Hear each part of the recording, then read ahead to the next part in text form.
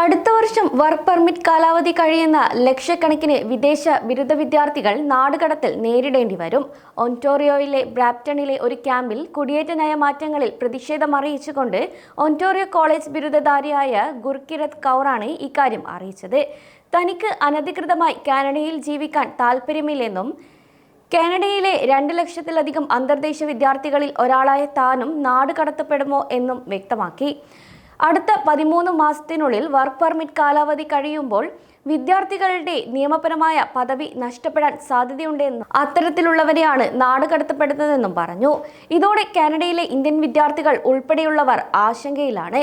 ബിരുദാനന്തര വർക്ക് പെർമിറ്റുകളിൽ പുതിയ നിയന്ത്രണങ്ങൾ ഉൾപ്പെടെ ഫെഡറൽ ഗവൺമെന്റിന്റെ ഇമിഗ്രേഷൻ നയത്തിലെ സമീപകാല മാറ്റങ്ങൾ എന്നിവയിലും കൗറും മറ്റ് വിദ്യാർത്ഥികളും തങ്ങളുടെ സ്ഥിര താമസ അപേക്ഷകൾ നിരസിക്കപ്പെടുമെന്നും അവരുടെ വർക്ക് പെർമിറ്റ് കാലഹരണപ്പെടുമ്പോൾ 2 തെരഞ്ഞെടുപ്പുകളിൽ ഒന്ന് അവശേഷിക്കുമെന്നും ഭയപ്പെടുന്നു. അതുകൊണ്ട് തന്നെ ഒന്നുകിൽ നിയമവിരുദ്ധമായി കാനഡയിൽ തുടരുക അല്ലെങ്കിൽ രാജ്യം വിടാൻ നിർബന്ധിതരാകുക എന്നതാണ് ഇവരുടെ മുന്നിലുള്ളത്. അതേസമയം കൗർ തന്റെ ജീവിതാനുഭവം തന്നെ പങ്കുവെച്ചുകൊണ്ടാണ് ഇക്കാര്യം പറഞ്ഞത്. 2022 ബയോടെക്നോളജി ഡിപ്ലോമയിൽ ബിരുദം നേടിയ കൗർ ഒന്റാറിയോയിലെ സെന്റിനൽ കോളേജിലേക്ക് അയക്കാൻ തന്റെ പിതാവ് ജീവിത സമ്പാദ്യം ചിലവഴിച്ചുവെന്നും കൗർ നിലവിൽ ഒരു ഫാർമസ്യൂട്ടിക്കൽ കമ്പനിയിൽ ജോലി ചെയ്യുന്ന അദ്ദേഹത്തിന്റെ വർക്ക് പെർമിറ്റ് 10 മാസത്തിനുള്ളിൽ അവസാനിക്കുമെന്നും പറഞ്ഞു. ഇത്തരത്തിൽ നിരവധി വിദ്യാർത്ഥികളാണ് കാനഡയിൽ കുടുങ്ങിക്കിടക്കുന്നത്. ഫെഡറൽ ഗവൺമെന്റ് കാനഡയിലേക്ക് വരുന്ന വിദ്യാർത്ഥികളോട് പഠിക്കുക, പര്യവേഷണം ചെയ്യുക, ജോലി ചെയ്യുക, താമസിക്കുക എന്ന് വ്യക്തമാക്കിക്കൊണ്ടാണ് പരസ്യം നൽകിയതെന്നും എന്നാൽ ഇപ്പോൾ immigration, refugees and citizenship Canada അന്തർദേശീയ വിദ്യാർത്ഥികൾക്ക് വ്യത്യസ്തമായ അല്ലെങ്കിൽ മുന്നേ പറഞ്ഞതിൽ നിന്നും വിപരീതമായ ഒരു സന്ദേശമാണ് നൽകുന്നതെന്നും പറഞ്ഞു. ഒരു കനേഡിയൻ സ്ഥാപനത്തിൽ പഠിക്കാൻ അപേക്ഷിക്കുന്നത് കാനഡയിൽ ഒരു താൽക്കാലിക പദവി നൽകുന്നുവെന്നും സ്ഥിരമായ ഒന്നല്ല.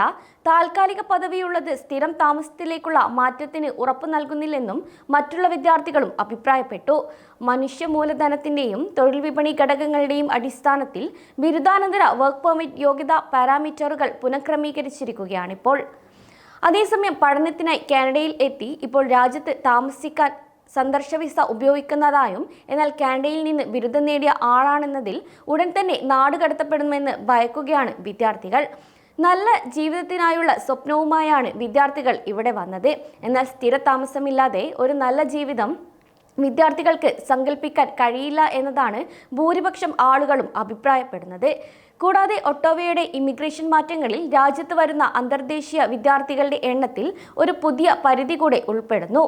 ഒന്റോറിയോയിലെ ഷെറിഡൻ കോളേജ് ഈ ആഴ്ച 40 പ്രോഗ്രാമുകൾ താൽക്കാലികമായി നിർത്തിവെക്കുന്നതായി പ്രഖ്യാപിച്ചു. കൂടാതെ ഇവിടെയുള്ള ജീവനക്കാരെ പിരിച്ചുവിടാനും തീരുമാനിച്ചിട്ടുണ്ട്. വരും വർഷങ്ങളിൽ ഏകദേശം 30% വിദ്യാർത്ഥികൾ കുറവായിരിക്കും. ഇത് അടുത്ത സാമ്പത്തിക വർഷത്തിൽ ഏകദേശം $112 മില്യൺ വരുമാനം നഷ്ടപ്പെടാൻ ഇടയാക്കും. അതിനാൽ ചെലവുകൾ കുറയ്ക്കാനാണ് ഈ ഒരു തീരുമാനം എന്നതായിരുന്നു കോളേജ് അധികൃതർ നൽകുന്ന മറുപടി.